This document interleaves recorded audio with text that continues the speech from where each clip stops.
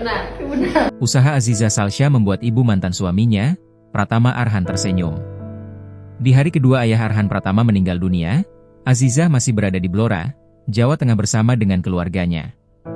Ia terlihat memberikan kekuatan kepada mantan ibu mertuanya itu. Hal ini menunjukkan bahwa hubungan Zize sapaan akrabnya dengan pihak mantan suaminya itu baik-baik saja.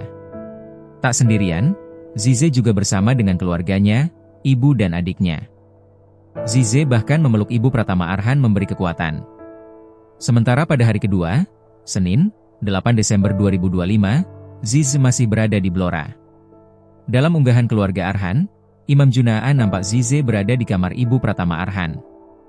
Ia bersama dengan sejumlah keluarga dekat Arhan. Ia duduk di atas tempat tidur. Sementara ibu Arhan nampak terbaring. Ia berupaya membuat mantan ibu mertuanya tersebut tersenyum. Lomba buat ibu tersenyum, tulis unggahan tersebut tersematkan dalam sebuah video. Azizah pun memberi gerakan semangat, ia juga tersenyum.